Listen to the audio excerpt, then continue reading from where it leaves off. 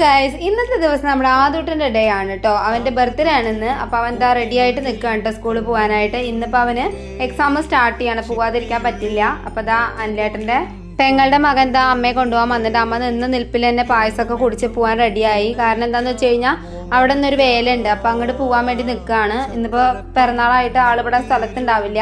അങ്ങനെ അവരങ്ങോട്ട് പോയി. ആദൂട്ട് എന്താ ഡ്രസ്സൊക്കെ ഇട്ട് റെഡി ആയിട്ടിരിക്കുന്നത്. അവൻ്റെ പിറന്നാളിന് നമ്മൾ എടുത്തു കൊടുത്ത ഡ്രസ്സാണ് കേട്ടോ ഇപ്പോൾ ഇട്ടിരിക്കുന്നത്. ഞാൻ ഇന്ന് കോളേജിൽ പോയില്ല കേട്ടോ, കാരണം ആദൂട്ടൻ്റെ അടുത്ത് ആള് വേണ്ടേ. അവൻ എക്സാം കഴിഞ്ഞ് വരുമ്പോഴേക്കും അവന് ഫുഡൊക്കെ കൊടുക്കണമല്ലോ, അപ്പം ഞാൻ പോയില്ല.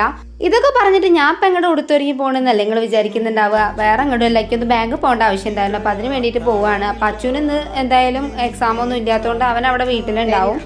അങ്ങനെ അവനോട് ഞാൻ കാര്യങ്ങളൊക്കെ പറഞ്ഞ് ഏൽപ്പിച്ചിട്ട് ഞാൻ അവിടെ ഇറങ്ങി. കാരണം അത് വരുന്നതിന് മുമ്പ് എത്തണമല്ലോ. അപ്പം ഞാൻ നേരത്തെ പോയോ ഭാഗ്യത്തിന് ബസ്സൊക്കെ ബാങ്ക് കിട്ടിയിട്ടോ. പിന്നെ ഞാൻ കുറച്ച് നേരത്തെയാണ് പോയത്, അതുകൊണ്ട് ബാങ്കിലും വലിയ തിരക്കൊന്നും ഉണ്ടായിരുന്നില്ല. അപ്പം അത് കഴിഞ്ഞ് ഞാൻ നേരെ വേഗം തിരിച്ചു വന്നു. അധികം അവിടെ ഇവിടെ നിൽക്കാൻ നിന്നില്ല, കാരണം ആദൂട്ടം വരുന്നതിന് മുന്നേ വീട്ടിലെത്തണം പറഞ്ഞിട്ട് ഞാൻ വേഗം വന്നു. വീട്ടിൽ വന്നൊരു 5 മിനിറ്റ് ആയപ്പോഴേക്കും ആദൂട്ടം എന്താ വരുന്നു കേട്ടോ. ആൾ എക്സാമൊക്കെ കഴിഞ്ഞ് ഇങ്ങനെ വരികയാണ്. വേഗം ഞാൻ വിളക്ക് കൊളുത്തി വെച്ചിട്ട് വിളക്കത്ത് വിളമ്പാൻ വേണ്ടിയിട്ട് തുടങ്ങുകയാണ്. വലിയ സദ്യ ഒന്നും ഇല്ലെങ്കിലും ചെറിയൊരു സദ്യ ഞാനും അനിലേട്ടനും കൂടി ഒരുക്കിയിട്ടുണ്ടായിരുന്നു. അപ്പോൾ അവരുടെ ഫ്രണ്ട്സ് എല്ലാവരും വന്നിട്ടുണ്ടായിരുന്നു. കാരണം എക്സാം ആയതുകൊണ്ട് എല്ലാവർക്കും ഉച്ചവരെയല്ലേ ക്ലാസ് ഉള്ളൂ. അപ്പോൾ അവരൊക്കെ വന്നു. അപ്പോൾ എല്ലാവർക്കും ഫുഡൊക്കെ കൊടുത്തു. സദ്യ കൊണ്ടല് കഴിഞ്ഞാൽ പിന്നെ വൈകുന്നേരം നമ്മുടെ പണി എന്ന് പറഞ്ഞു കഴിഞ്ഞാൽ കേക്ക് മുറിക്കലാണ്. അപ്പോൾ അതിന് വേണ്ടിയിട്ട് എല്ലാവരും വന്നിട്ടുണ്ടായിരുന്നു. കേക്കൊക്കെ അനിലേട്ടൻ വാങ്ങിച്ചിട്ട് വന്നു. എന്നിട്ട് ഞങ്ങൾ അവിടെ വെച്ച് കേക്കൊക്കെ കട്ട് ചെയ്തു. കേക്ക് മുറിക്കലൊക്കെ കഴിഞ്ഞിട്ട് അവൻ്റെ ഏട്ടൻ അവനൊരു ഗിഫ്റ്റൊക്കെ കൊടുത്തിട്ടുണ്ടായിരുന്നു കേട്ടോ. അവൻ കൂട്ടി വെച്ച പൈസ കൊണ്ടാണ് പാവം അനിയന് ഗിഫ്റ്റൊക്കെ കൊടുത്തത്.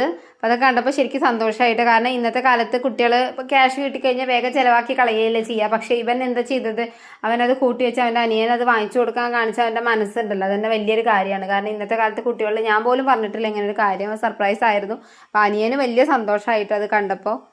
അങ്ങനെ ഏട്ടൻ്റെ അനിയൻ്റെ പിറന്നാളൊക്കെ ഒരു മാസം കൊണ്ട് വന്നു പോയി. അല്ലെങ്കിൽ ഞങ്ങളുടെ വീട്ടിൽ എല്ലാവരുടെയും പിറന്നാൾ 1-2 മാസം ഡിഫറൻസ് ഉണ്ടാവുള്ളൂ, അതിൻ്റെ ഉള്ളിൽ തന്നെ വരാറുണ്ട്. ഇന്നത്തെ എൻ്റെ വിശേഷം ഇതാണ്. അപ്പോൾ എല്ലാവരും നമ്മുടെ ചാനലിനെ സപ്പോർട്ട് ചെയ്യാൻ മറക്കരുത്. Thank you for watching.